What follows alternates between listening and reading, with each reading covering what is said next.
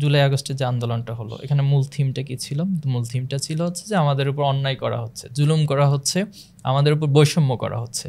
তো তার মানে হচ্ছে জুলুম নির্যাতনের মূলোচ্ছেদ করাটা, যেটা 2024 সালে এসে বাংলাদেশের ছাত্র সমাজ, সকল ছাত্র জনতার কাছে প্রাসঙ্গিক হয়েছে, ঠিক একই টার্গেটটা ছাত্র শিবির 1972 সালে ঠিক করেছিল।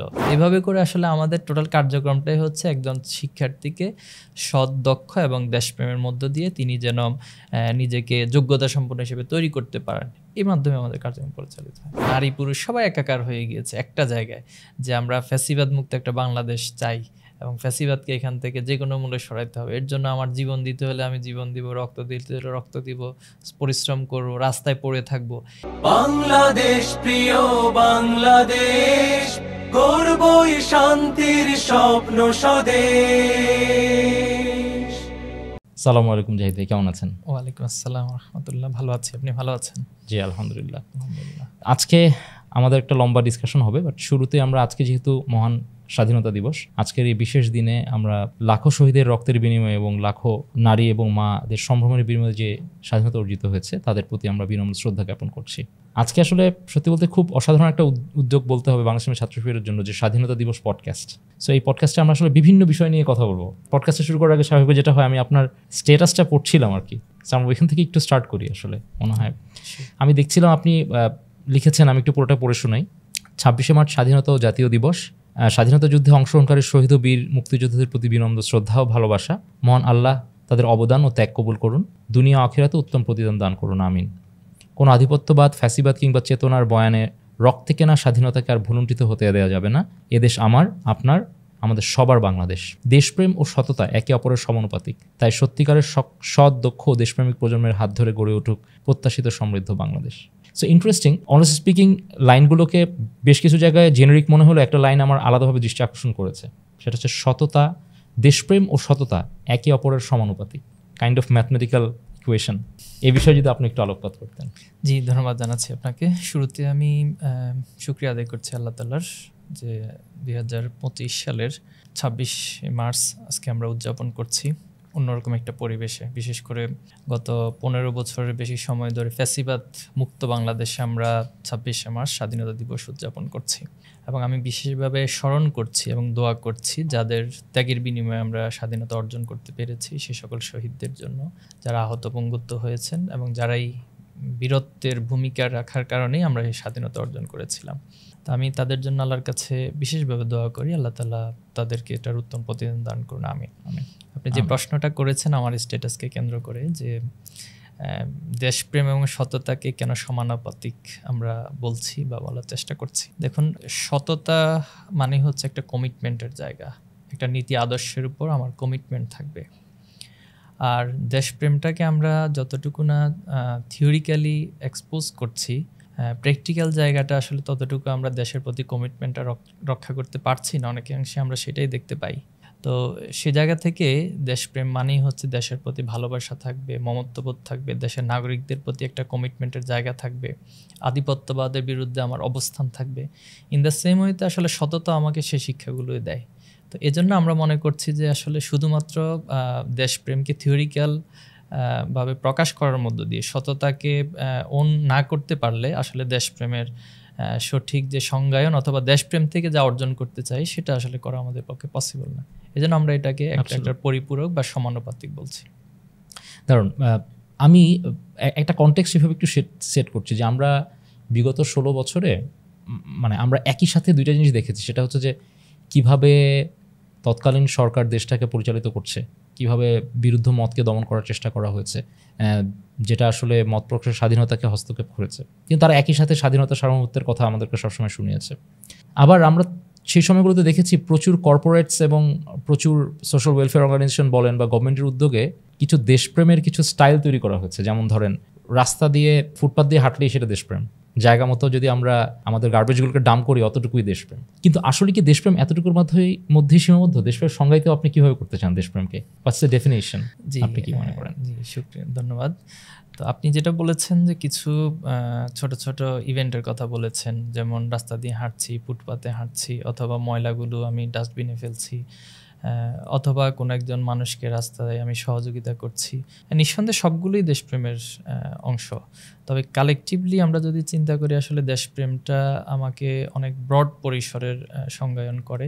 তো সে জায়গা থেকে আমরা বলবো যে আধিপত্যবাদের বিরুদ্ধে, যেমন আমরা স্বাধীনতা অর্জন করেছি, নিঃসন্দেহে আমাদের উপর দীর্ঘদিনের শোষণ ছিল। আমরা ইংরেজদের আমলে শোষণগুলো দেখেছি। ইংরেজের পরে যখন ভারত পাকিস্তান আলাদা হলো, সেখানে পূর্ব পাকিস্তান পশ্চিম পাকিস্তানের শোষণের চিত্রগুলো আমরা দেখেছি। তো এই সবগুলো প্রেক্ষাপটকে মারিয়ে তো হচ্ছে আমরা আসলে স্বাধীনতার ধারপ্রান্ত বা স্বাধীনতার প্রেক্ষাপট তৈরি হয়েছিল। কিন্তু আমরা দেখেছি যে এখানে যারা দেশকে নেতৃত্ব দিয়েছে তারা সেই দেশপ্রেম এবং আধিপত্যবাদের বিরুদ্ধে অবস্থানের জায়গাটা যথাযথভাবে রাখতে পারে নাই। অনেকাংশেই দেশের স্বার্থকে আমরা ব্যক্তি স্বার্থ অথবা কিছু কিছু ক্ষেত্রে ক্ষমতার স্বার্থে অথবা দলীয় স্বার্থে আমরা অন্য দেশের কাছে সেগুলোকে জলাঞ্জলি দিয়েছি। এই চিত্রগুলো আমরা দেখে এসেছি। এক্ষেত্রে যদি আমি খুব স্পেসিফিকলি বলি যে বাংলাদেশের পার্শ্ববর্তী যে দেশটি রয়েছে, অনেকাংশেই আমরা দেখেছি যে তাদের কাছে এমন এমন চুক্তি করেছে যেটা কখনোই আসলে আমাদের দেশের স্বার্থ রক্ষা হয় না। ইভেন লাস্ট যে ফ্যাসিস্ট গভর্নমেন্টের যিনি প্রধানমন্ত্রী ছিলেন, তিনি এমনও বলেছেন যে আমরা ভারতকে এমন কিছু দিয়েছি তারা আজীবন মনে রাখবে। তো আজীবন মনে রাখার নমুনাটা আমরা দেখেছি 5ই আগস্টে, যখন তিনি ছাত্র জনতার অভ্যুত্থানের মধ্য দিয়ে পালিয়ে গিয়েছেন এবং সেই দেশে ওনাকে আশ্রয় দিয়েছেন। তো এই যে জায়গাগুলো আমরা দেখে এসেছি, অথবা একটা পক্ষ বারবার দেশপ্রেমের বয়ান মুখে ঠিকই তুলেছেন, কিন্তু দেশের অর্থকে বিদেশে পাচার করা, যেটা আমরা অনেকগুলো পরিসংখ্যান বা অনেকগুলো তথ্য উপাত্তের মধ্যে পেয়েছি যে বাংলাদেশের 4 বারের যে বাজেট, এই পরিমাণ অর্থই গত 15 বছরে শুধুমাত্র দেশের বাইরে পাচার হয়েছে, লুটপাট হয়েছে। তো তাহলে আসলে দেশপ্রেম যাদের মুখ থেকে আমরা শুনতাম বা শুনে আসছি, তাদের কাছ থেকে তাদের কর্মকাণ্ডগুলো আসলে থিওরিক্যাল প্র্যাকটিক্যালি কোনো ধরনের মিল ছিল না। তো এই জায়গা থেকে আমরা যেটা বলবো যে সত্যিকার অর্থে, যেমন আবরার ফাহাদের উদাহরণটা আমি দেশপ্রেমের জায়গায় নিয়ে আসতে চাই। তিনি আধিপত্যবাদের বিরুদ্ধে কথা বলেছিলেন এবং পানি সন্ত্রাস, যেটা আমরাকে পানি সন্ত্রাসী আমি বলবো, তো এটার বিরুদ্ধে তিনি অবস্থান নিয়েছিলেন। বেশ কিছু অযৌক্তিক চুক্তির বিষয়ে তিনি কথা বলেছিলেন। তো তার প্রেক্ষাপটে আমরা দেখলাম যে সেখানে ছাত্রলীগের সন্ত্রাসীরা বুয়েটের মতো একটা শিক্ষা প্রতিষ্ঠান, যেখানে বাংলাদেশের মেধার সর্বোচ্চ যারা স্বাক্ষর রাখেন তারাই ভর্তি হন, তারাই সেখানে পড়াশোনা করতে আসছেন। তো তাদের হাতেই দেখা গেল যে তাদের সহপাঠী আবরার ফাহাদকে হত্যা করা হয়েছে এবং সেখানে এক ধরনের ধোঁয়া তোলা হয়েছে যে আবরার ফাহাদ হচ্ছে ছাত্র শিবির করেন, ছাত্র শিবিরের সাথে তিনি সম্পৃক্ত। আর ছাত্র শিবির যারা করে তাদের ভিতরে দেশপ্রেম থাকে, তারা আধিপত্যবাদী অবস্থান নেয়, এজন্য তাকে পিটিয়ে হত্যা করা জায়েজ বা এ ধরনের একটা বয়ান তারা তৈরি করেছে। তো সব কিছু মিলে আমাদের কাছে মনে হয় যে দেশপ্রেম মানে হবে সত্যিকার অর্থে যে একটা কমিটমেন্টের জায়গা, একটা সততার জায়গা এবং আধিপত্যবাদের বিরুদ্ধে একটা বোল্ড স্টেটমেন্টের জায়গা, অবস্থানের জায়গা। অ্যাবসলিউটলি। আমি আপনাকে যে জায়গা থেকে কোয়েশ্চেন করছিলাম, আমি আপনার সাথে একটু কমপ্লিমেন্ট করি। দেখেন, আমার কাছে মনে হয়েছে যে একটা জেনারেশন তৈরি করা হয়েছে এই গত প্রায় 16 বছরে, যারা এটা মনে করতো যে আমি দেশের এই রাস্তাঘাটে চলাচলের সময় যদি আমি ট্রাফিক রুল মেনে চলি কিংবা জায়গা মতো ময়লা ফেলি, আমি মনে হয় দেশপ্রেমিক হয়ে গেলাম। কিন্তু তাদেরকে খুব ক্রিটিক্যালি এটা শেখানো হয় নাই যে তুমি তোমার অধিকারটুকু চেয়ে নেওয়া, ভোটের অধিকার, কথা বলার অধিকারটুকু চেয়ে নেওয়ার যেই আগ্রহ তোমার ভেতরে থাকবে, সেটাও দেশপ্রেমের একটা অংশ। মানে তাদেরকে বলেছে তোমরা হাতে হাত রেখে পৃথিবীর সবচেয়ে বড় ফ্ল্যাগ তৈরি করো, এটা দেশপ্রেম। এই যে একটা দেশপ্রেমের যে একটা অর্নামেন্টাল একটা বয়ান, একটা ন্যারেটিভ, এইটা আসলে লম্বা সময় তৈরি করা হয়েছে। অ্যাট দ্য সেম টাইম তুমি যে এই দেশপ্রেমের অংশ হচ্ছে তুমি একজন সৎ আদর্শমান একজন নেতা নির্বাচনের ক্ষেত্রে তোমার যে ভোটাধিকার, এটাও হচ্ছে তোমার দেশপ্রেম চর্চার একটা অংশ। তুমি অন্যায়ের প্রতিবাদ করবা, সেটা যেই করো, এটা দেশপ্রেমের অংশ। এটাকে আসলে খুব ক্রিটিক্যালি দূরে সরাই ফেলা হয়েছে। এবং আমি মনে করছি যে আজকে এই স্বাধীনতা দিবসে এই দেশপ্রেমকে নিয়ে আমরা আরেকটু কথা বলবো। কারণ আমি স্টাডি যখন করছিলাম তখন দেখছিলাম যে বাংলাদেশ ছাত্র শিবিরের মিশন, ভিশন এবং অবজেক্টিভ বা উদ্দেশ্য যখন আমি স্টাডি করছিলাম, সেখানে ওয়ার্ডটা আছে। আপনি কি এই ভিশন স্টেটমেন্ট নিয়ে কিছু বলবেন কিনা বাংলাদেশ ছাত্র শিবিরের? অবশ্যই। আচ্ছা, প্রথমত বলবো হচ্ছে ছাত্র শিবিরের মিশন, ভিশন স্টেটমেন্ট আপনি বলেছেন। আমাদের একটা লক্ষ্য উদ্দেশ্য আছে, যেটা আমাদের কর্মপদ্ধতি এবং সংবিধান উল্লেখ করা আছে যে আল্লাহর প্রদত্ত, রাসূলুল্লাহ সাল্লাল্লাহু প্রদর্শিত বিধান অনুযায়ী মানুষের সার্বিক জীবনের পুনর্বিন্যাস সাধন করে আল্লাহর সন্তুষ্টি অর্জন। তো খুব বেসিক জায়গা থেকে সবার কাছে এটা মনে হতে পারে এটা মনে হয় কোনো ধর্মীয় স্টেটমেন্ট জাস্ট। তো আমি এটাকে একটু ব্যাখ্যা করতে চাই যে মানুষের সার্বিক জীবনের পুনর্বিন্যাসটা আসলে শুধুমাত্র ধর্মীয় কিছু আচার অনুষ্ঠান বা কিছু ইবাদত, নামাজ, রোজা এর মধ্যে না, আপনার জন্ম থেকে মৃত্যু পর্যন্ত, অথবা আপনি যেখানে বসবাস করছেন, আপনার ফ্যামিলি, সোসাইটি, রাষ্ট্র, ইভেন আমি এখানে টোটাল বিশ্বটাকে ইনক্লুড করব, যে সর্বক্ষেত্রে আপনি একটা ইথিক্সের মধ্য দিয়ে যাবেন, এবং যে ইথিক্সটা ইতিমধ্যে বা যে মডেলটা ইতিমধ্যে প্রমাণিত হয়েছে, যেমন রাসূলুল্লাহ সাল্লাল্লাহু আলাইহি ওয়াসাল্লামের ক্ষেত্রে আমরা দেখেছি তিনি যে আদর্শের কথাটা বলেছেন, এবং এই আদর্শ দিয়ে তিনি একটা জাহিলিয়াত সমাজকে আলোকিত সমাজে রূপান্তর করেছেন। এটা শুধুমাত্র থিওরি দিয়ে তিনি করেন নাই, এবং সেই সমাজে আমরা দেখি সবচেয়ে হিংস্র মানুষটাও একটু একেবারে সোনার মানুষে পরিণত হয়েছে, এবং সমাজে নিকৃষ্ট মানুষগুলো উৎকৃষ্ট মানুষে পরিণত হয়েছে শুধুমাত্র আল্লাহ সাল্লাল্লাহু আলাইহি ওয়াসাল্লামের সেই সার্বিক জীবনের পুনর্বিন্যাস সাধনের মাধ্যমে। এটাকে আমরা আরেকটু ব্যাখ্যা আমাদের কর্মপদ্ধতি করেছে এই লক্ষ্য উদ্দেশ্যকে, সেটা হলো আল্লাহর এই জমিনে জুলুম নির্যাতনের মূলোচ্ছেদ করে ভ্রাতৃত্ব ও ন্যায়ের সোদের উপর একটি সমাজ প্রতিষ্ঠা করা। দেখুন এখানে আপনি আগের যে আমাদের স্টেটমেন্টটা, এটার একটু এলাবোরেশনটা পাবেন, একটা ব্রডনেসটা এখানে পাবেন। যেমন এই যে আমরা জুলাই আগস্টে যে আন্দোলনটা হলো, এখানে মূল থিমটা কি ছিল? মূল থিমটা ছিল হচ্ছে যে আমাদের উপর অন্যায় করা হচ্ছে, জুলুম করা হচ্ছে, আমাদের উপর বৈষম্য করা হচ্ছে। তো তার মানে হচ্ছে জুলুম নির্যাতনের মূলোচ্ছেদ করাটা, যেটা 2024 সালে এসে বাংলাদেশের ছাত্র সমাজ, সকল ছাত্র জনতার কাছে প্রাসঙ্গিক হয়েছে, ঠিক একই টার্গেটটা ছাত্র শিবির 19৭ সালে ঠিক করেছিল, যে আমরা এই সমাজ থেকে জুলুম নির্যাতনের মূলোচ্ছেদ করতে চাই। মূলোচ্ছেদ করে এখানে সমাজটা কেমন হবে? সমাজটা হবে ভ্রাতৃত্ব এবং ন্যায়ের সোদের উপর, সবাই তার ন্যায় বিচার পাবে। যেমনটা আপনি বলেছেন যে আমি আমার ভোটাধিকার প্রয়োগ করতে পারছি না, কিন্তু আমি বড় প্ল্যাগে অংশগ্রহণ করে আমার দেশপ্রেমকে সেখানেই শেষ করে দিচ্ছি। তো এই জায়গাটা আমরা হচ্ছে ভ্রাতৃত্ব এবং ন্যায়ের সোদের উপর যে সমাজটা প্রতিষ্ঠিত হবে, এখানে কাউকে তার অধিকার নিয়ে আসলে টেনশন করতে হবে না, যে সে অধিকারের জন্য বড় নেতা যারা আছে সমাজে তাদের পিছনে পিছনে সে দৌড়াইতে থাকবে, কিন্তু তার কোনো ন্যায় বিচার পাবে না। সে আদালত পাড়ায় দৌড়াইতে থাকবে, কিন্তু কোনো ন্যায় বিচার পাবে না। শুধুমাত্র যার অর্থ আছে, টাকা আছে, সে অন্যায় করার পরেও বিচার থেকে পার পেয়ে যায়, আর যার অর্থ করি নেই সে অন্যায় না করার পরেও তাকে শাস্তির সম্মুখীন হতে হয়। তো এই যে সমাজ ব্যবস্থা, এটাকে আমরা টোটালি পরিবর্তন করে দিতে চাই। এখন এই পরিবর্তনের জন্য প্রয়োজন হচ্ছে কিছু মানুষ, দক্ষতা সম্পন্ন, যোগ্যতা সম্পন্ন মানুষ, যারা এই সমাজের পরিবর্তনের জন্য কার্যকর ভূমিকা রাখবে। এই জায়গায় এসে আমরা আমাদের ভিশনকে ঠিক করেছি যে সৎ, দক্ষ এবং দেশপ্রেমিক। আমরা মনে করি এই তিনটি গুণের সমন্বয়ে যদি আমাদের যুব সমাজকে গড়ে তোলা যায়, ছাত্র সমাজকে গড়ে তোলা যায়, কারণ আজকে যারা ছাত্র অথবা যুবক, তারা কোনো না কোনোভাবে কিন্তু সমাজকে লিড করছে, এক্সিস্টিং অবস্থায় লিড করছে, আবার এরাই সামনের পুরো নেশনকে একটা ব্রড সেন্স থেকে লিড করবে। এটা স্বাভাবিক প্রক্রিয়া। তো এই জন্য আমরা মনে করছি এদেরকে যদি আমরা সৎ হিসেবে তৈরি করতে পারি, এরপরে দক্ষতার জায়গায়, দেশপ্রেমের জায়গায় কম্বিনেশন করতে পারি, তাহলে এদের মধ্য দিয়ে হচ্ছে সমাজ থেকে আলটিমেটলি যে জুলুম নির্যাতন সেটা বিলুপ্ত হবে এবং ন্যায় ইনসাফ প্রতিষ্ঠিত হবে। আর এটাকে আমরা মূলত সমৃদ্ধ বাংলাদেশ হিসেবে সংজ্ঞায়ন করছি। অসাধারণ। ওকে, জি, আমার মনে হয় যে আমরা যদি একটু এইভাবে বলি যে মানে সৎ, দক্ষ এবং দেশপ্রেমিক নাগরিক তৈরি করার যে একটা ভিশন, যে ভিশন নিয়ে বাংলাদেশ ছাত্র শিবির প্রতিষ্ঠিত হয়েছে 1977 সালে, আজকে লম্বা সময়ের পথ পেরিয়েছে। এই ভিশনের যেই ওয়ার্ডিংগুলো আমরা দেখতে পেলাম, এইটাকে যখন আমরা ফাংশনালি যখন এক্সিকিউট করতে চাইবো, তখন তো আপনাদের নিশ্চয়ই কিছু কর্মপদ্ধতি আছে আর কি। সেই কর্মপদ্ধতিগুলো কিভাবে এই যে সৎ, দক্ষ এবং দেশপ্রেমিক নাগরিক তৈরি করার জন্য সাপোর্ট করছে, আপনি যদি ওই অ্যাক্টিভিটিগুলো সম্পর্কে একটু যদি আমাদেরকে একটু এনলাইটেন করেন আর কি। প্রথমত হচ্ছে আমরা যদি সততার কথা চিন্তা করি, সততা মানে হচ্ছে তার মধ্যে ন্যায়পরায়ণতা থাকবে, তার মধ্যে হচ্ছে তার ইথিক্যাল জায়গাটা খুব স্ট্রং থাকবে। খুব ইন্টারেস্টিং একটা বিষয় বলি, যেমন ধরুন আমরা ছোটোবেলায় যখন ছিলাম, তো আমাদের আব্বা আম্মা বলতো যে বাবা মিথ্যা কথা বলিও না। তো ওই সময় তো আসলে মিথ্যা কথা বললেই কী হয় আর না বললেই কী হয়, এটা তো আসলে ধর্মীয় সেন্স বা হচ্ছে পরকালে গিয়ে কি শাস্তি হবে, এটা যতটা না গুরুত্বপূর্ণ ছিল, তার চেয়ে বেশি ছিল যে কথাটা ছিল যে মিথ্যা কথা বলিও না, বললে তোমার দাঁত পড়ে যাবে। তো আমার দাঁত পড়ে যাবে এই একটা আশঙ্কা, এই জিনিসটা আমার মাথায় সেট হয়েছে। এই জন্য দেখা গেল যে মিথ্যা কথা বলতে গেলে ওই আব্বা আম্মার সে কথাটা মনে পড়তে যায়, আল্লাহ আমার দাঁত পড়ে যায় কিনা আবার এই আশঙ্কায়।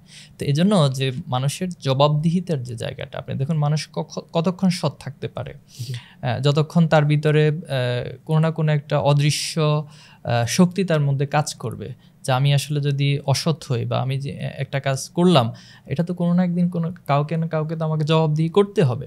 ধরুন আপনি হয়তো এখন আপনার খুব শক্তি আছে, সামর্থ্য আছে, ক্ষমতা আছে, অর্থ আছে, আপনি কোনো একটা অন্যায় করার পরেও আপনি পার পেয়ে গেলেন, কিন্তু আপনাকে যদি এই বিশ্বাসটা আপনার অন্তরে যদি খুব স্ট্রং থাকে যে আসলে আমি যদি দুনিয়াতে শাস্তি নাও পাই, আখিরাতে তো আমাকে আল্লাহ তাআলার কাছে জবাবদিহি করতে হবে, এই যে একটা অনুভূতি, জবাবদিহির অনুভূতি, আমি মনে করি এটা মানুষকে সৎ থাকতে সহযোগিতা করে। তো ছাত্র শিবিরের জায়গা থেকে আমরা এই সততার যে কর্মপদ্ধতি আমরা ঠিক করেছি, সেটা হলো একজন শিক্ষার্থীকে তাকে কোরআন এবং সুন্নাহ বা আল্লাহর প্রতি যে কমিটমেন্টের জায়গা, সেটা খুব স্ট্রংলি তার মধ্যে তৈরি হবে।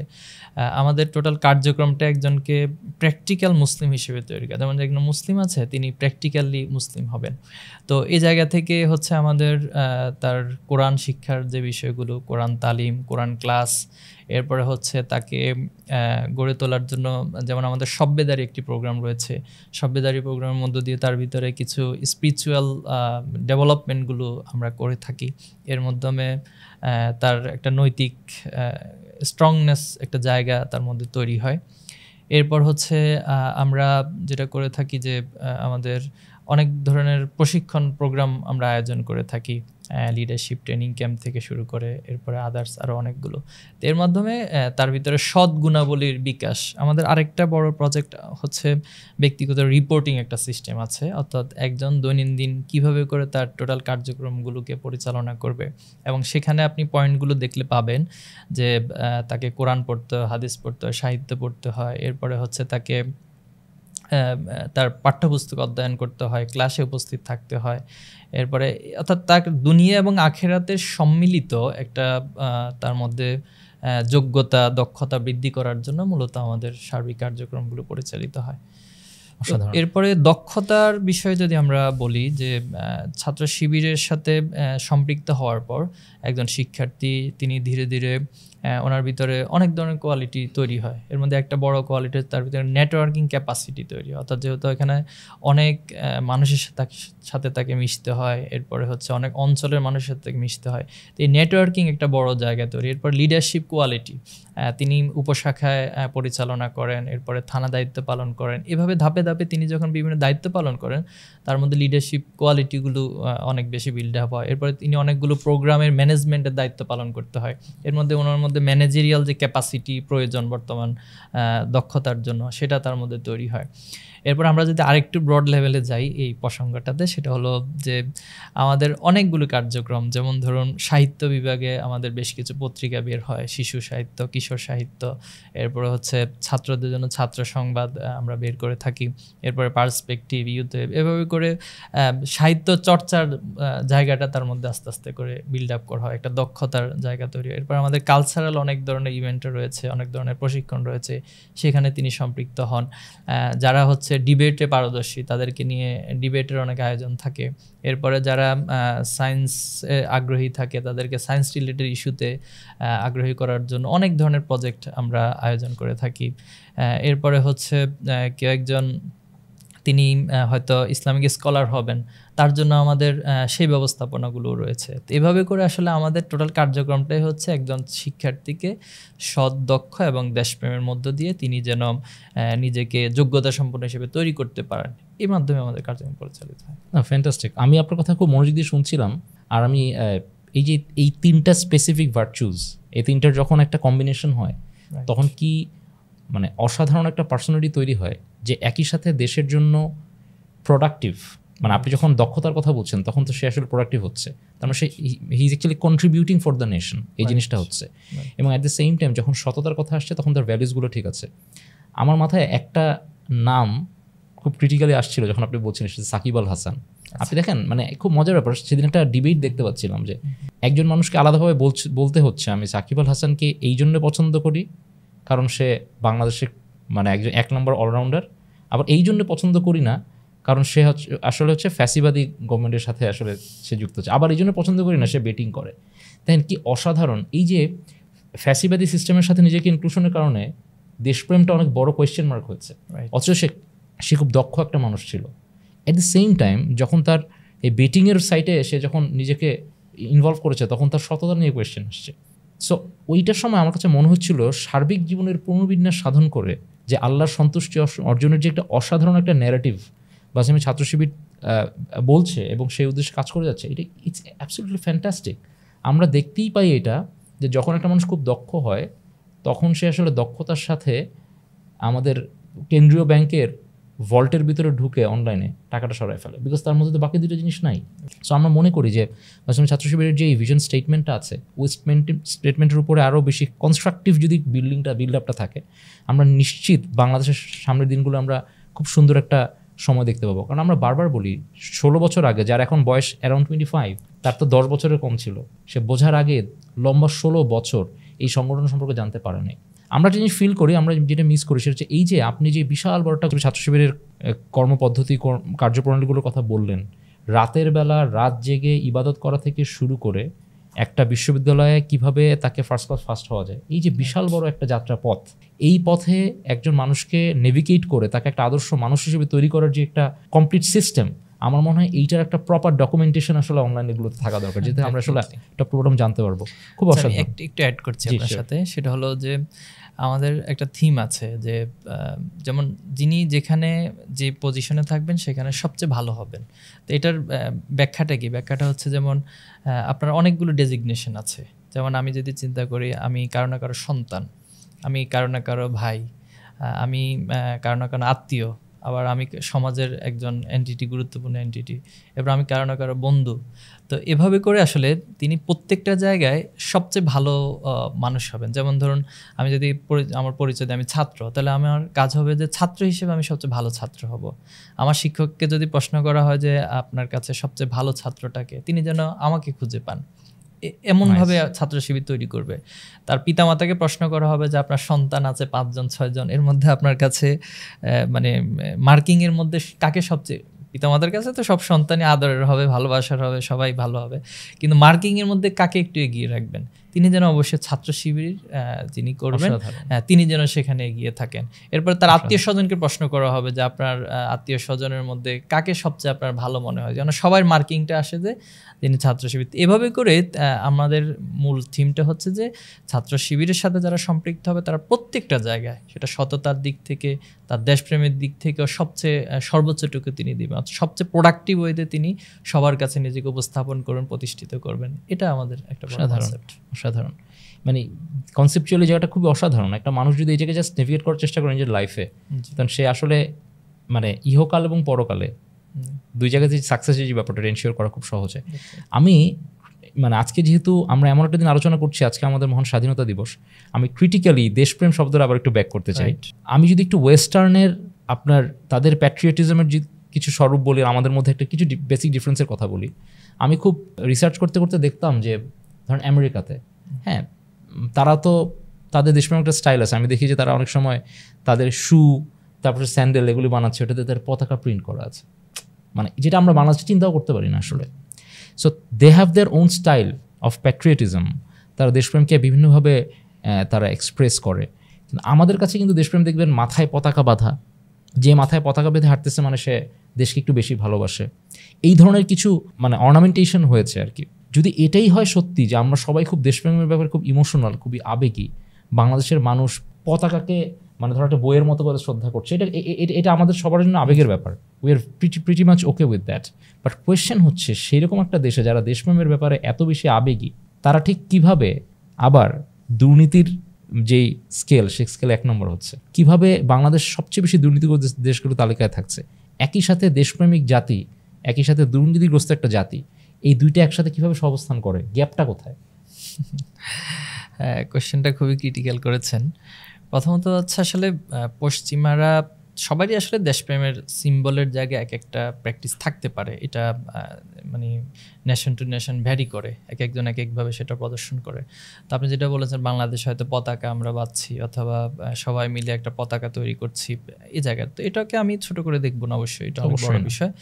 তবে আমাদের আসলে মনস্তাত্ত্বিক দেশপ্রেমটা বেশ প্রয়োজন। আমি এখানে মনস্তাত্ত্বিক দেশপ্রেম বলবো এই অর্থে যে মন মগজে দেশপ্রেমকে স্থাপন করা, যে আমার কাছে যখনই দেশপ্রেমের কোনো একটা প্রশ্ন আসছে তখনই আসলে আমি নিজের স্বার্থকে অথবা নিজের ছোট কোনো ক্ষুদ্র যে একটা ইন্টারেস্টের জায়গা থেকে সেটাকে ওভারকাম করে দেশপ্রেমের প্রমাণটা দিতে পারছি কিনা, এটা হচ্ছে একটা বড় ইস্যু। এক্ষেত্রে আমার কাছে যেটা মনে হয়, আমাদের বাংলাদেশের যে শিক্ষা ব্যবস্থা দেখুন আমাদের শিক্ষা ব্যবস্থা কিন্তু ওই অর্থে দেশপ্রেম ওরিয়েন্টেড করে গঠন করা হয়নি, অথবা সততার, যেটাকে আমরা দেশপ্রেমের অল্টারনেট বা সমানুভূতি বলছি, সততার ওরিয়েন্টেড করে গড়ে তোলা হয়নি। আমরা ব্রিটিশদের রেখে যাওয়া যে শিক্ষা ব্যবস্থা, ব্রিটিশরা তো আমাদের জন্য শিক্ষা ব্যবস্থা তৈরি করছেন মূলত গোলামি করানোর জন্য, যে এমন একটা প্রক্রিয়ার মধ্য দিয়ে আমাদেরকে পড়াশোনা করাবে যার মধ্য দিয়ে আমরা মনে করবো যে আমরা একটা চাকরি বাকরি পাইলাম, নিজেদেরকে অনেকটা যে চাকর প্রকৃতির একটা জায়গা নিয়ে যাওয়া। তো এর মধ্যে সন্তুষ্টি খুঁজে বেড়াতাম যে আমি ব্রিটিশদের অধীনে, ইংরেজদের অধীনে একটা চাকরি পাইছি, এটাই সমাজের সবচেয়ে বড় একটা ডেজিগনেশন বা স্ট্যাটাস হিসেবে ধরে নেওয়া হতো। এই মানসিকতা থেকে কিন্তু আমরা এখনো পর্যন্ত কতটুকু বের হতে পারছি, স্বাধীনতার তো আমরা অর্জন করেছি ৭১, এরপরে কতটুকু পেরেছি এটা নিয়েও যথেষ্ট পর্যালোচনার দাবি রাখে। এক্ষেত্রে আমাদের যেটা গ্যাপ, আমি যেটা মনে করি, কোনো টার্গেট ওরিয়েন্টেড এডুকেশন সিস্টেম আমরা দাঁড় করাইনি। আপনি যদি খুব ভালো করে খেয়াল করেন দেখবেন আমরা একটা প্রসেসের মধ্যে দিয়ে যাই, ক্লাস 1 থেকে হয়তো এসএসসি, ইন্টারমিডিয়েট, এরপরে অনার্স, মাস্টার্স বা পিএইচডি পড়াশোনা শেষ করছি।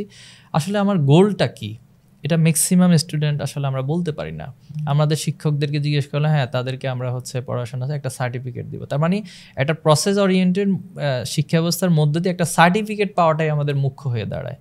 কিন্তু আমি আসলে দেশকে কিভাবে লিড করব, এখন এখানে দেখুন আজকে যদি দুর্নীতির যে সূচকের কথা আপনি উল্লেখ করেছেন, যে দুর্নীতিতে আমরা অনেক ফাস্ট হয়ে যাচ্ছি, কিন্তু আমরা এবার দেশপ্রেমের কথা বলতেছি, যখন ১৬ই ডিসেম্বর আসে বা ২৬শে মার্চ আসে, আমরাই পৃথিবীতে সবচেয়ে সেরা দেশপ্রেমিক হিসেবে নিজেদেরকে উপস্থাপনের চেষ্টা করছি। তা আবার আমাদেরই কার্যক্রম বলে যে আমরা আসলে এই দেশটাকে সবচেয়ে ক্ষতির পিছনে আমরাই দায়ী। তো এই ক্ষেত্রে যে দুর্নীতি, আমি একটা পয়েন্ট, যে দুর্নীতিটা কেন হচ্ছে, কারা করছে দুর্নীতি? এরা কি আমাদের দেশের কৃষকরা দুর্নীতিগুলোর সাথে সম্পৃক্ত, অথবা তাদের দুর্নীতির কারণে কি বাংলাদেশ চ্যাম্পিয়নের কাতারে যাচ্ছে? তো সবচেয়ে যারা শিক্ষিত, যারা আমাদের সচিবালয় থেকে শুরু করে মন্ত্রণালয় পরিচালনা করছেন, যারা দেশকে লিড করতেছেন, তাদের কার্যক্রমের কারণেই তো আমার দুর্নীতিতে ফার্স্ট হইতে হচ্ছে। তো তাহলে এখন কি এখানে বড় প্রশ্ন দাঁড়াচ্ছে না, তাদের মধ্যে কি আসলে সততা, দেশপ্রেম কি আছে সত্যিকার অর্থে? তো এই জন্য আমি মনে করি আমাদের শিক্ষা ব্যবস্থাটাকে সততার মধ্যে ঢেলে সাজাতে হবে। একটা পয়েন্ট জাস্ট উদাহরণ উল্লেখ করি, যেমন ছোটোবেলা আমাদেরকে ম্যাথ করানো হতো যে দুধের সাথে 1 লিটার দুধের সাথে এত লিটার পানি মিশালে এভাবে করে, তাহলে আমাকে দেখুন একটা প্রসেসের মধ্য দিয়েই দুর্নীতির সিস্টেমটা কিন্তু শিখিয়ে দেওয়া হচ্ছে। তার ঠিক অল্টারনেট আপনি যদি ওমর রাদিয়াল্লাহু তাআলার যে যুগ ছিল, খেলাফতের যুগ, শাসনামল, সেখানকার একটা ঘটনা হয়তো জেনে থাকবেন যে এক বৃদ্ধ মহিলা এবং তার মেয়ে কথোপকথন করছিলেন, দুধের সাথে পানি মেশানোর জন্য বলা হয়েছে। তো ওমর রাদিয়াল্লাহু তাআলার সময় একটা সিস্টেম ছিল, তিনি রাতের বেলা হেঁটে হেঁটে দেখতেন কার কি সমস্যা রয়েছে, কেউ কোনো অভাবে বা সমস্যা আছে কিনা, সে সমস্যাগুলো সমাধান করতেন। তো ওমর রাদিয়াল্লাহু তাআলা সে কথোপকথন শুনতে পাচ্ছেন। তো বৃদ্ধ মহিলা যখন পানি মেশানোর জন্য বলছিলেন, তার মেয়ে বলছেন যে ওমরের এই যুগে যদি আমরা এই কাজ করি তাহলে তো ওমরের সৈন্য আমাদেরকে শাস্তির আওতায় নিয়ে আসবে।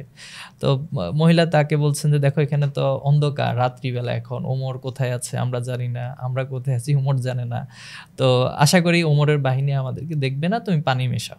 তখন তার মেয়ে রিপ্লাই করেছিল যে দেখুন হয়তো ওমর দেখবে না, ওমরের সৈন্যবাহিনী দেখবে না, কেউ দেখবে না, আমরা পানি মিশাবো, পানি মিশিয়ে অনেক বেশি আমরা হয়তো মুনাফা অর্জন করব, কিন্তু ওমরের যে স্রষ্টা, ওমরের যে রব, আপনার আমার যে রব, তিনি কি আমাদের এটা দেখবেন না? ওনার কাছে কি আমাদের জবাবদিহি করতে হবে না?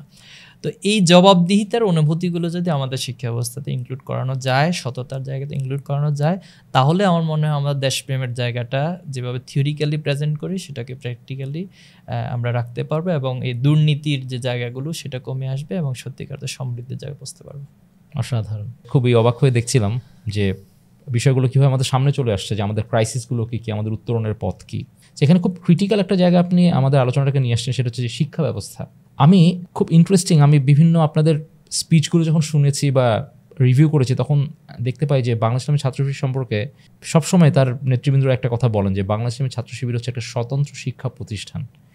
যেহেতু আপনি এখানে শিক্ষা ব্যবস্থার দিকে ইঙ্গিত করেছেন, আবার আমি পাশাপাশি আরেকটা কনটেক্সট দাঁড় করাচ্ছি যে বাংলাদেশ ইসলামী ছাত্র শিবির হচ্ছে একটা স্বতন্ত্র শিক্ষা প্রতিষ্ঠান। যদি এটা শিক্ষা প্রতিষ্ঠান হিসেবে এটাকে আমরা চিন্তা করি, তাহলে এটার থিওরিটিক্যাল অ্যাসপেক্টগুলো কী কী এবং প্র্যাকটিক্যাল অ্যাসপেক্টগুলো কী কী, আসলে কেন আমরা এটাকে একটা প্রতিষ্ঠান বলছি, শিক্ষা প্রতিষ্ঠান, এই বিষয়টা আপনি আমাদের সবার উদ্দেশ্যে একটু বলতেন। জি, ধন্যবাদ। ছাত্র শিবির একটি স্বতন্ত্র শিক্ষা প্রতিষ্ঠান আমরা বলছি। তো দেখুন, ছাত্র শিবির টোটাল কার্যক্রমকে যদি আপনি বিশ্লেষণ করেন, এখানে একজন শিক্ষার্থীকে তার একাডেমিক এক্সেলেন্সের পাশাপাশি তাকে তার সামাজিক দায়বদ্ধতা এবং তার মোরাল যে দায়বদ্ধতা সব কিছুর মধ্য দিয়ে গড়ে তোলা হয়। আমাদের এখানে কয়েকটা স্তর থাকে, যেমন ছাত্র শিবিরের সাথে একজন শিক্ষার্থী সংযুক্ত হওয়ার পর তাকে সমর্থক, কর্মী, সাথী, সদস্য, এবং এই প্রত্যেকের জন্য একটা সিলেবাস পদ্ধতি রয়েছে। এই সিলেবাসের মধ্য দিয়ে তিনি আমাদের একটা কমন থিম হচ্ছে যে যিনি যে লেভেলে আছেন তিনি তার থেকে আরও আপার লেভেলে যাবেন। এটাকে আমরা সাংগঠনিক পরিবেশে বলে থাকি মানোন্নয়ন। অর্থাৎ তিনি কোরআন সম্পর্কে যতটুকু জানেন তিনি সামনের দিনে আস্তে আস্তে করে আরও বেশি জানবেন। ওনার এখন ক্লাস 8-এ বা 9-এ যে রেজাল্ট তিনি করেছেন, অথবা এসএসসিতে তিনি যে রেজাল্ট করেছেন, তিনি ইন্টারমিডিয়েটে গিয়ে তার চেয়ে আরও ভালো রেজাল্ট করবেন। এটা আমরা মনস্তাত্ত্বিকভাবে বোঝানোর চেষ্টা করি। এরপরে সিলেবাসের পদ্ধতির মধ্যে যদি আমরা আসি, যে এখানে একজন শিক্ষার্থী তিনি কোরআন হাদিস জানবেন তার ইসলামের পার্সপেক্টিভ থেকে। এরপরে তিনি সমসাময়িক বিভিন্ন মতবাদ সম্পর্কে জানবেন, বিভিন্ন রাষ্ট্রনীতি সম্পর্কে জানবেন, সমাজনীতি, অর্থনীতি সম্পর্কে ওনার বেসিক কনসেপ্টগুলো তৈরি করবেন। এরপরে বিশ্বায়নের যে চ্যালেঞ্জগুলো আছে এই চ্যালেঞ্জ সম্পর্কে তিনি জানবেন, এই চ্যালেঞ্জগুলো কীভাবে মোকাবেলা করতে হয় সেটা সম্পর্কে, যেটা আমরা আমাদের কর্মপদ্ধতির 3য় ধাপে বলা হচ্ছে যে আধুনিক জাহিলিয়াতের চ্যালেঞ্জ মোকাবেলায় শ্রেষ্ঠত্ব, অর্থাৎ ইসলামের শ্রেষ্ঠত্ব প্রমাণ করার যোগ্যতা সম্পন্ন ব্যক্তি হিসেবে তৈরি করবে। তো এই যে তৈরি হতে গিয়ে আমরা আমাদের সিলেবাস, এরপরে হচ্ছে মানোন্নয়ন প্রক্রিয়া, এরপরে পাশাপাশি আমরা বেশ কিছু প্রতিযোগিতার আয়োজন করে থাকি, যেমন বই পাঠ প্রতিযোগিতা থাকে আমাদের এখানে, এরপরে হচ্ছে বক্তৃতা প্রতিযোগিতা থাকে, এরপর স্পিকার্স ফোরাম আমরা গঠন করে থাকি, এর মধ্য দিয়ে তিনি অংশগ্রহণ করেন। এরপর এখানে পরীক্ষা পদ্ধতির মধ্যে আপনি সবগুলোই পাবেন, যেমন লিখিত পরীক্ষার একটা সিস্টেম রয়েছে, এরপরে হচ্ছে মৌখিক পরীক্ষা। এর মধ্য দিয়ে ওনাকে ওনার যে জানার পরিসর সেটাকে প্রমাণ করতে হয়। আমাদের এখানে শিক্ষার্থীর মেধা বিকাশের জন্য স্টাডি সার্কেল, পাঠচক্র, এরপরে হচ্ছে আলোচনা চক্র, এটা আমরা করে থাকি। সাহিত্য, যিনি সাহিত্যমনা রয়েছেন ওনার সাহিত্য বিকাশের জন্য সাহিত্য সাময়িকীতে তিনি লেখালেখি করে থাকেন, বেশ কিছু পত্রিকা আমাদের রয়েছে, ম্যাগাজিন রয়েছে, এখানে তিনি লেখালেখি করেন। এরপরে লেখক শিবিরের আয়োজন আমরা করে থাকি। এরপরে সামাজিক দায়বদ্ধতার জায়গা থেকে অনেক সোশ্যাল অ্যাক্টিভিজমের সাথে ছাত্র শিবিরের জনশক্তিরা সংযুক্ত থাকেন। যেমন ধরুন যে কোনো একটা প্রাকৃতিক দুর্যোগ হলো, সেখানে আমরা আমাদের কাজ করার চেষ্টা করি। এরপর হচ্ছে ফ্রি ব্লাড গ্রুপিং বা ব্লাড ডোনেশনের একটা কার্যক্রম আমাদের থাকে, বৃক্ষরোপণের একটা কার্যক্রম। এর মধ্যে দিয়ে আসলে দেশপ্রেম বা দেশের প্রতি যে একজন শিক্ষার্থীর দায়বদ্ধতা, এটা মূলত এই কোয়ালিটিগুলো তার মধ্যে বিল্ড আপ করা হয়। আমাদের আলাদা গবেষণা বিভাগ রয়েছে, কেউ যদি গবেষক হতে চায় তাহলে তিনি সেখানে গবেষণা সেলের সাথে সংযুক্ত হতে পারেন। বিভিন্ন স্কুল রয়েছে, সেখানে সংযুক্ত হয়ে তিনি গবেষণা কার্যক্রমে পারদর্শিতার প্রমাণ দিতে পারেন। এভাবে করে অর্থাৎ একজন শিক্ষার্থীর যা কিছু প্রয়োজন একটা ইনস্টিটিউট হিসেবে ছাত্র শিবির তার মাঝে সবগুলো গুণাবলীর বিকাশ ঘটানোর চেষ্টা করে থাকে। পাশাপাশি আমরা কিন্তু অন্যান্য বেশ কিছু অসাধারণ উদ্যোগ আমরা সামনে দেখতে পাচ্ছি বিভিন্ন সময়, যে আপনারা এই যে জুলাই মাসের যেই বিপ্লবটা সংগঠিত হয়েছে ওইটাকে একেবারে নিউট্রাল পয়েন্ট অফ ভিউ থেকে মানুষের সামনে তুলে নিয়ে আসার জন্য প্রবাবলি বাংলাদেশের সবচেয়ে কনস্ট্রাকটিভ, সবচেয়ে অর্গানাইজড একটা আপনাদের একটা ফটো এক্সিবিশন হয়েছে। এবং আমি আরেকটা জিনিস বুঝতে চেষ্টা করছি যে এই জুলাইয়ের স্পিরিটটা কীভাবে বাংলাদেশকে ঐক্যবদ্ধ বাংলাদেশ করতে পারে, সেই বিষয়ে আসলে আপনারা কী ভাবছেন, কী চিন্তা করছেন? চমৎকার প্রশ্ন। দেখুন, জুলাই মানেই হচ্ছে ঐক্য। আমরা যদি জুলাইকে জাস্ট থিমেটিক্যালি প্রশ্ন করি তার থিম কি, সে বলবো যে ভাই আমরা ঐক্যবদ্ধ। যেমন ওই সময় আমাদের মতের ভিন্নতা ছিল, ধর্মীয় ভিন্নতা ছিল, নারী পুরুষ সবাই একাকার হয়ে গিয়েছে একটা জায়গায়, যে আমরা ফ্যাসিবাদ মুক্ত একটা বাংলাদেশ চাই এবং ফ্যাসিবাদকে এখান থেকে যে কোনো মূল্যে সরাইতে হবে। এর জন্য আমার জীবন দিতে হলে আমি জীবন দিব, রক্ত দিতে হলে রক্ত দিব, পরিশ্রম করবো, রাস্তায় পড়ে থাকবো। এই যে একটা ঐক্যবদ্ধ চেতনা, আমি মনে করি জুলাইয়ের মধ্য দিয়ে সেটা অর্জন হয়েছে এবং এটা ধরে রাখতে হবে। ছাত্র শিবিরের জায়গা থেকে আমরা যেটা করার চেষ্টা করছি, যেমন জুলাইয়ের পরে আমরা বেশ কিছু কর্মসূচি হাতে নিয়েছি। শহীদ পরিবারের পাশে দাঁড়ানোর বিষয়টা, আহত পঙ্গুত্বদের পাশে দাঁড়ানোর বিষয়টা। এরপর আমরা স্মৃতিলিখন প্রতিযোগিতার আয়োজন করেছি, যাতে করে যেটা ইতিপূর্বে বাংলাদেশে বিভিন্ন সময় হয়েছে যে ইতিহাস বিকৃতির একটা চর্চা এখানে হয়। তো যাতে করে এখন আমরা যারা প্রজন্ম, আমরা যারা এখানে অংশগ্রহণ করেছি অথবা সাধারণ শিক্ষার্থী ছাত্র জনতা যারা অংশগ্রহণ করেছে এই অংশগ্রহণকারীদের বয়ান থেকে ইতিহাসটা রচিত হওয়া উচিত। এবং সে জায়গা থেকে আলহামদুলিল্লাহ আমাদের প্রায় ৩৩00+ লেখা এসেছে এবং পর্যায়ক্রমে আমরা এগুলোকে পাবলিকেশনে নিয়ে আসবো ইনশাল্লাহ। 36শে প্রেমে বন্দী 36শে জুলাই একটা এক্সিবিশন আমরা আয়োজন করেছি এবং আলহামদুলিল্লাহ আমরা যেভাবে প্রত্যাশা করেছিলাম তার চেয়ে সাধারণ শিক্ষার্থীদের, সাধারণ মানুষের অনেক বেশি সাড়া এই এক্সিবিশনকে কেন্দ্র করে আমরা লক্ষ্য করেছি। এবং সবাই চায় যে জুলাইটা যেন সবার মধ্যে জাগ্রত থাকুক, কারণ জুলাই যত বেশি জাগ্রত থাকবে বাংলাদেশ তার মূল ট্র্যাকে ঠিক থাকবে এবং ভবিষ্যতে ঐক্যবদ্ধ বাংলাদেশ গড়ার ক্ষেত্রে এটা বড় ভূমিকা পালন করবে। আপনার সাথে জাস্ট শেয়ার করছি, আমরা সামনেও জুলাইকে নিয়ে আরও বেশ কিছু কর্মসূচি আমাদের আছে। বিশেষ করে আমরা একটা কালচারাল ফেস্টের আয়োজন করব সামনে জুলাইয়ের কে কেন্দ্র করে, এবং এখানে সারা দেশ থেকে বিভিন্ন কন্টেন্টগুলো উঠে আসবে, এবার সাধারণ শিক্ষার্থীদের মধ্য থেকে সেগুলো উঠে আসবে এবং ঢাকায় আমরা বড়ভাবে এই ফেস্টটার একটা বড় আয়োজন আমরা করবো ইনশাল্লাহ।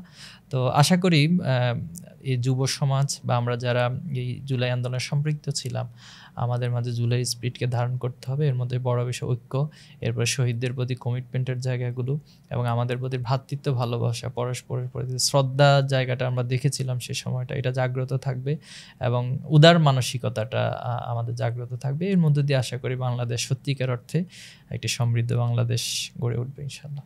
অ্যাবসলিউটলি, মানে আমার এটাই মনে হয় যে আমরা যে স্বাধীনতা অর্জন করেছি 1971 সালে, এটাকে সুসংহত করেছে জুলাই।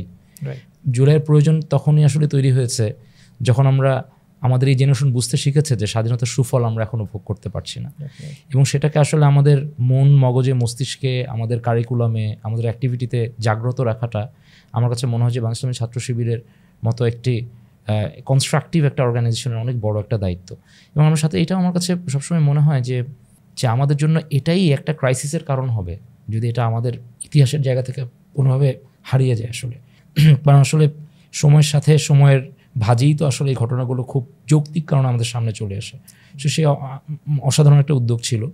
আমরা আশা করছি যে আগামী 5 অগাস্টে যেই আপনাদের যে আয়োজনটা হতে যাচ্ছে সেখানে সাধারণ ছাত্রীদের অংশগ্রহণটা অনেক বেশি এনশিওর করা যাবে। আমরা এখানে পলিসি ডায়ালগ আশা করছি, কারণ আমরা দেখতে পেয়েছি যে বাংলাদেশকে স্বাধীনতার সুফলটাকে সঠিকভাবে ভোগ করানোর জন্য যারা সামনে এগিয়ে গেছে তারা তরুণ প্রজন্ম। আর বাংলাদেশ ছাত্র শিবিরের ফেসবুক পেজটা দেখলে দেখা যায় ওখানে লেখা আছে ইউথ অর্গানাইজেশন। সো আমরা মনে করি যে এই ইউথদের পক্ষ থেকে পলিসি ডায়ালগ, পাবলিক স্পিকিং, তারপর হচ্ছে বিভিন্ন রকমের কালচারাল যেই অ্যাসপেক্টে যে কাজগুলো করা আপনারা পরিকল্পনা করেছেন প্রত্যেকটাকে যদি একটা সুতায় গেথে একটা রেজোনেন্সের মতো করে করা যায়, প্রবাবলি এটা খুব সুন্দর বড় একটা আয়োজন হতে যাচ্ছে, এটা আমরা বিশ্বাস করি। আজকে এই স্বাধীনতা দিবসে লম্বা সময় আপনি আসলে খুব বিজি, তারপরে এই পডকাস্টের সময় দিয়েছেন, যে আপনাকে ধন্যবাদ জানাচ্ছি। আমরা শেষের দিকে আগাতে চাই, বাট এই সামনের দিকে শেষে যাওয়ার আগে আপনার কাছে খুব ক্রিটিক্যালি আমি বাংলাদেশের যে ইউথ কমিউনিটি আছে, ছাত্র সমাজ আছে, তাদের জন্য আমি জানতে চাই যে স্বাধীনতাকে উদযাপনের পাশাপাশি অর্থবহ স্বাধীনতা করে তোলার জন্য আসলে এই ছাত্র সমাজের, এই ইউথ কমিউনিটির ভূমিকা কী, সে বিষয়ে আপনি আসলে তাদের উদ্দেশ্যে কী বলতে চান? জি ধন্যবাদ। আপনি যেমনটা বলছিলেন যে ইউথরাই হচ্ছে বাংলাদেশের এই রিসেন্ট আন্দোলনের সবচেয়ে বড় ভূমিকা রেখেছে। শুধু এবারই না, ইতিপূর্বে বাংলাদেশের বড় যে আন্দোলনগুলো হয়েছে সেটা 52 বলুন, এরপরে 69 বলুন, এরপরে হচ্ছে 71 বলুন, এরপর আমাদের 90 স্বৈরাচার আন্দোলনের সময় বলুন, ইতিপূর্বে আমাদের নিরাপদ সড়ক আন্দোলন হয়েছিল, সেখানে ইউথরা এবং ছাত্ররা বড় ভূমিকা রেখেছিল। কোটা সংস্কার আন্দোলনটাও অনেক ধাপে ধাপে অনেকবারই হয়েছিল, সেখানেও ইউথরা ভূমিকা রেখেছিল, এবং সর্বশেষ তো জুলাই আগস্ট সেটা আমাদের প্রমাণিত হলো। তো এই জায়গা থেকে যে ইউথরা ঐক্যবদ্ধ থাকাটা বেশ ইম্পর্ট্যান্ট, এবং আমাদের যেটা ভীষণ যে সৎ দক্ষ দেশপ্রেম, এটা সমন্বয়টা ঘটানোটা বেশ জরুরি। অনেক সময় আমরা সততার পরিচয় দিচ্ছি কিন্তু আমাদের ভিতরে দক্ষতা দেশপ্রেম তৈরি হচ্ছে না, অথবা আমি খুব দক্ষতার পরিচয় দিচ্ছি কিন্তু আমার সততা সেখানে খুব বেশি কাজ করছে না। তো এই জায়গা থেকে ইউথদের প্রতি এবং যুব সমাজের প্রতি ছাত্র শিবিরের জায়গা থেকে আমরা আহ্বান জানাবো বাংলাদেশের প্রত্যেকটা হিস্ট্রিকে ওন করা। সবারই আসলে অবদান ছিল, সে ব্রিটিশ বিরোধী আন্দোলন থেকে শুরু করে আজকের দিন পর্যন্ত। আমরা দেশের জন্য সত্যিকার অর্থে দেশপ্রেমের জায়গা থেকে যারাই অবদান রেখেছে, কারো অবদানকে ছোট করে দেখতে চাই না, আমরা প্রত্যেকের অবদানকে স্বীকৃতি দিব। তবে যারা বিভিন্ন সময় দেশের বিরুদ্ধে কাজ করেছেন এবং সত্যিকার অর্থে দেশকে অগ্রগতির পথে বাধা হয়ে দাঁড়িয়েছেন, তাদের বিরুদ্ধে ঐক্যবদ্ধ লড়াইটা যুব সমাজের জারি রাখতে হবে এবং এই স্পিরিটটা আমরা যদি সম্মিলিতভাবে ধরে রাখতে পারি তাহলে আমরা বিশ্বাস করি যে আমরা তো আসলে পেরেছি অনেক কিছু, আলহামদুলিল্লাহ, আল্লাহ শুকরিয়া যে ইউথরা যুবশক্তিরা বাংলাদেশে অনেক অসাধ্য কাজকে সাধ্য করেছে এবং প্রত্যাশিত যে বাংলাদেশ, যে সবার বাংলাদেশ গড়ে তোলা বা ইনক্লুসিভের যে কথাগুলো অনেক বেশি আলোচনা এখন আসছে, সে জায়গা থেকে যদি আমরা উদারতার পরিচয় দিতে পারি, সততার জায়গায় ঠিক রাখতে পারি এবং ইউথরা ঐক্যবদ্ধভাবে কাজ করতে পারে, তাহলে নিঃসন্দেহে আমরা একটি সমৃদ্ধ বাংলাদেশ গড়ে তুলতে পারবো। অসাধারণ জাহিদ ভাই। আজ আমরা বিশ্বাস করছি যে আপনার কথায় বিভিন্ন সময় যে উঠে এসেছে যে সততার সাথে যদি দেশপ্রেমকে লালন করা যায় কিংবা দেশপ্রেমের মাঝে যদি সততাকে লালন করা যায় তাহলে অবশ্যই আমরা একটা সমৃদ্ধ বাংলাদেশ দেখতে পাবো। যেমনটা আপনার ফেসবুক পোস্টে আমরা দেখতে পেয়েছি যে দেশপ্রেম এবং সততা একে অপরের সমানুপাতিক। আমরা চাই মানুষের ভেতরে দেশপ্রেম জাগ্রত হোক, আমরা চাই সততা জাগ্রত হোক এবং একে অপরকে কমপ্লিমেন্ট করুক, একটা প্রোডাক্টিভ একটা সোশ্যাল ওয়েলফেয়ার একটা বাংলাদেশ তৈরি হোক সবার জন্য। আজকে আমরা এখানে বিদায় নিচ্ছি। থ্যাংক ইউ, আপনাকে অনেক থ্যাংক ইউ, সবাইকে ধন্যবাদ জানাচ্ছি। আসসালামু আলাইকুম। ওয়ালাইকুম আসসালাম।